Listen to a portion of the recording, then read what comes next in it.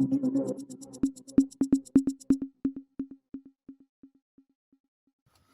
वालेकुम नाज़रीन, मेरा नाम मुदस्सर नवाज़ है और आप मेरा यूट्यूब चैनल देख रहे हैं। नाज़रीन, आज हम बात करेंगे कुछ ऐसी इस्तिलाहात के बारे में, ऐसी टर्मिनोलॉजी के बारे में, जिनके मतलब बाकी दुनिया में तो कुछ और हैं, लेकिन पाकिस्तान में उनके जो मतलब हैं, उनके जो इस्तेमाल हैं, वो बिल्कुल किसी और तरीके से लिया जाता है। पाकिस्तान शायद दुनिया का एक ऐसा वाहिद मुल्क है, जहाँ अल्फ़ाज़ जो हैं, उनके जो मायने हैं, उनके जो मतलब हैं, वो बिल्कुल और तरह से लिए जाते हैं। और ये बदकिस्मती है हमारे मुल्क की, जहाँ बहुत सारे अच्छे अल्फ़ाज़ या तो अपने मायने खो चुके हैं या उनके मायने मुख्तलिफ हैं। मिसाल के तौर पर सियासत। सियासत का मतलब हमारे मुल्क में ये है कि अपने ज़ाती फ़ायदे के लिए, अपने मफ़ाद के लिए, अपनी औलाद के फ़ायदे के लिए, अपनी प्रोटोकॉल के लिए अवाम से वोट छीन कर हुकूमत में जाया जाए, पार्लियामेंट में जाया जाए और वहाँ से अपने फ़ायदे हासिल किए जाएँ। इसका मतलब सियासत है। सियासतदान का मतलब हमारे मुल्क में यह है कि वो ऐसा आदमी जो सिर्फ़ और सिर्फ़ अपने फ़ायदे के लिए, अपने मफ़ाद के लिए काम करता है, उसको किसी और बंदे के साथ, मुल्क के साथ, अपनी पार्टी के साथ कोई तल्लुक, कोई लेना-देना नहीं है। वो किसी वक़्त अपने वादे से मुकर सकता है, किसी वक़्त अपने मंशूर से मुकर सकता है और किसी वक़्त अपनी पार्टी छोड़कर किसी दूसरी पार्टी में भी जा सकता है। यानी कि फ्लोर क्रॉसिंग भी कर सकता है। ये है डेफ़िनेशन सियासतदान की हमारे मुल्क में। सियासी बयान। सियासी बयान का मतलब ये है, ऐसा बयान जो झूठा हो।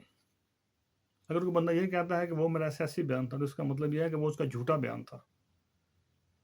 अगर कोई बंदा झूठ बोलता है, तो अपने झूठ को वो सियासी बयान कहता है। जमहूरियत।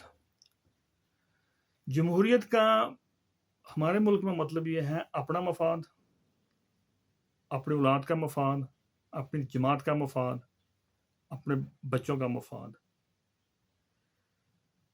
जमहूरियत से मतलब मुल्क का या अवाम का मफाद बिल्कुल भी नहीं है। जब कोई सियासतदान ये कहता है कि हमने ये फ़ैसला, ये काम जमहूरियत के लिए किया या जमहूरियत की खातिर किया है, तो उसका मतलब ये है कि उसने अपने लिए, अपनी जमात के लिए और अपने बाल-बच्चे के लिए, अपने ख़ानदान के लिए कोई काम किया है, मुल्क और कौम के लिए नहीं किया।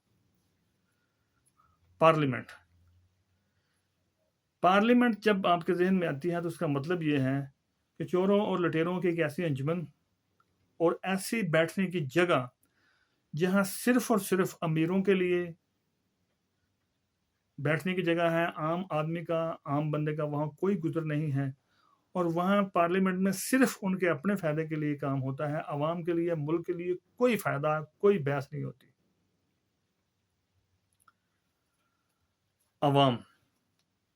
हमारे मुल्क में अवाम का मतलब ये है कि एक भेड़-बकरियों की तरह ऐसे लोग, जिनको अपने फ़ायदे के लिए आप किसी वक़्त भी ज़बह कर सकते हैं, उनके एहसास, जज़्बात से खेल सकते हैं और ऐसे लोग, ऐसे फ़ज़ूल लोग, जिनको आप अपने फ़ायदे के लिए इस्तेमाल करते हैं और जिनसे आप वोट छीनते हैं इंतख़ाबात के दौरान और बाद में उन्हीं के वोटों से, छीने हुए वोटों से आप हुकूमत में आते हैं और इसी अवाम के टैक्स के पैसों से आप अय्याशी करते हैं।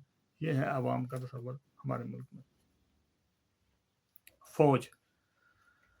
फ़ौज का मतलब हमारे मुल्क में ये है कि मुल्क की सलामती की ज़ामन और इस मुल्क की असल हाकिम और इक़्तिदार का मंबा फ़ौज, ये इसका मतलब है। सियासी जमातें। सियासी जमातें अपने मफ़ादात के लिए एक ख़ानदान की लिमिटेड कंपनी, जिसमें जितने भी मौजूद अरकान हैं, जो मेंबर हैं, वो उसी ख़ानदान के लोगों की चापलूसी करेंगे, उसी ख़ानदान के लोगों की खिदमत करेंगे और बड़े-बड़े ओहदे जो हैं, उसी ख़ानदान के लोगों को मिलेंगे और ये जो अरकान हैं, ये सिर्फ़ थोड़े-थोड़े फ़ायदे के लिए ایک خاندان کے لوگوں کی جوتیاں سیدھی کرتے رہیں گے. یہ ہے سیاسی جماعت. عدالتیں. عدالتوں کا مطلب پاکستان میں یہ ہے کہ وقت اور پیسے کا ضیاع. ایسی جگہ جہاں سے آپ کو بالکل بھی انصاف نہیں ملے گا، بلکہ بندہ صرف اور صرف ذلیل اور رسوا ہو کر اپنے گھر چلا جائے گا، بلکہ بعض کا تو 2 3 نسلیں ذلیل ہوتی رہیں گی، لیکن وہاں سے انصاف نہیں ملے گا. پولیس کا مطلب پاکستان میں یہ ہے کہ مجرموں کی سرپرست ٹولہ، رشوت خور، نالائق اور انتہائی ناقابل نفرت لوگ اور نااہل لوگ، جن کا کام صرف اور صرف لوگوں کو لوٹنا، کبھی ناکے کے نام پر، کبھی کاغذات کے نام پر. ایسا باوردی گروہ جس کا کام صرف لوٹنا.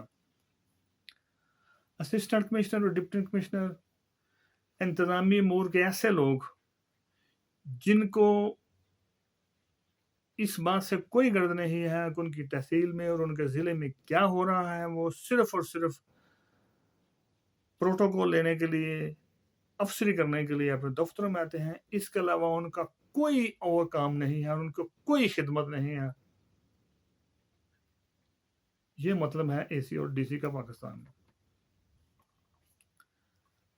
سرکاری ہسپتال ایسی جگہ جہاں لوگ ذلیل ہونے کے لیے یا مرنے کے لیے جاتے ہیں یا دھکے کھانے کے لیے، اور ایک خاص ٹائم ہے جس کے اندر ان کو کوئی ڈاکٹر دیکھ لیتا ہے، ورنہ ایسی جگہ ہے جہاں کسی بندے کا جانے کا دل نہیں کرتا.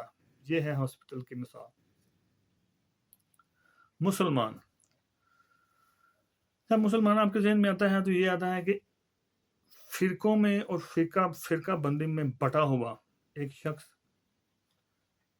ان پڑھ، جس نے کبھی خود سے کچھ پڑھنے کی، دین کو سمجھنے کی کوشش نہیں کی، مولویوں کے ہتھے چڑھا ہوا ایک آدمی، ایک گمراہ، توہم پرست اور عمل سے بالکل خالی، پیروں اور فقیروں کی آس امید پر زندہ، پیسے دے کر، تھوڑے سے نذرانے دے کر، تعویذ لے کر وہ جنت کمانے کے چکر میں اور ثواب کمانے کے چکر میں ہر ٹائم رہنے والا آدمی. یہ ہے ایک مسلمان کی تعریف پاکستان میں. سرکاری ملازم. سرکاری ملازم سے مراد یہ ہے کہ ایک ایسا کام چور آدمی جو کام نہ کرنے کے پیسے لیتا ہو، دفتر جاتا ہو، کبھی نہ جاتا ہو، لیکن وہ اپنے مہینے کے بعد تنخواہ ضرور لے لیتا ہو. رشوت خور اور کسی بھی کام کے لیے نامناسب آدمی. یہ ہے تعریف سرکاری ملازم کی. سرکاری اسکول. سرکاری اسکول جہاں صرف اور صرف غریبوں کے بچے پڑھتے ہیں یا ایسے لوگوں کے بچے پڑھتے ہیں جو اپنے بچوں کو کسی اور اسکول میں، بڑے اسکول میں داخل نہیں کروا سکتے، تو ان کے بچوں کے پڑھنے کی جو جگہ ہے اس کو سرکاری اسکول کہتے ہیں. حکومتوں نے بھی شاید اسی لیے اسکولوں کو اتنا پسماندہ رکھا ہوا ہے کہ اس میں چونکہ صرف غریب غربا پڑھتے ہیں، اور غریب غربا کا تو پاکستان میں کوئی نہ زندگی ہے نہ کوئی حق ہے، وہ زندہ رہیں یا مر جائیں، حکومتوں کے اس کے ساتھ کوئی لینا دینا نہیں ہے. اس لیے ہمارے سرکاری اسکولوں کا یہ حال. قرآن مجید. قرآن مجید ایک ایسی کتاب ہے جو صرف اور صرف ثواب حاصل کرنے کے لیے ہمارے ملک میں پڑھی جاتی ہے. اللہ تعالیٰ نے اس میں کیا پیغام دیا ہے اس کو 1% لوگ بھی نہیں سمجھتے. اصل میسج کیا ہے، اصل معنی کیا ہے، 1% سے کم لوگ جو ہیں وہ اس کو پڑھتے ہیں، اس کو سمجھتے ہیں. باقی 99% لوگ جو ہیں اس کتاب کو صرف اور صرف ثواب حاصل کرنے کے لیے پڑھتے ہیں. Public transport. پبلک ٹرانسپورٹ ایک ایسی جگہ ہے جس میں بیٹھ کر سواری کے لیے یا تو ذلت ہے، دھکے ہیں، یا اس کے لیے موت ہے. کوئی راحت، کوئی سکون پبلک ٹرانسپورٹ میں پاکستان میں نہیں ہے. ایک عام آدمی، جب ایک عام آدمی آپ کہتے ہیں تو اس سے مراد یہ ہوتا ہے کہ ایک ایسا شخص جو بالکل بے اختیار ہے، جس کی نہ کوئی سنتا ہے، نہ اس کو کوئی عزت ہے، نہ اس کی کوئی قدر ہے. اگر وہ زندہ ہے تو، اگر وہ مر گیا ہے تو، یعنی کہ بالکل بے وقت آدمی، وہ عام آدمی کہلا جاتا ہے ہمارے ملک میں. ناظرین، یہ اس ملک کا حال ہے جس ملک میں مسلمان رہتے ہیں، مسلمان حکومتیں ہیں، اور مسلمان جو یہ کہتے ہیں کہ ہمارے پاس شریعت موجود ہے، ہمارے پاس قرآن مجید موجود ہے، ہمارے پاس اسوہ حسنہ موجود ہے، سنت مطہرہ موجود ہے. اتنی ساری باتوں کے باوجود، اتنے سارے چیزیں ہونے کے باوجود اگر ہمارے ملک کا یہ حال ہے تو آپ خود دیکھیں کہ ہم کہاں کھڑے ہیں. کیا ہم اس سے اور مزید نیچے گریں گے یا کسی جگہ پہ جا کر رکیں گے؟ ناظرین، آج کے لیے اتنا ہی. اپنا خیال رکھیں، اپنے والدین کا خیال رکھیں. اللہ حافظ.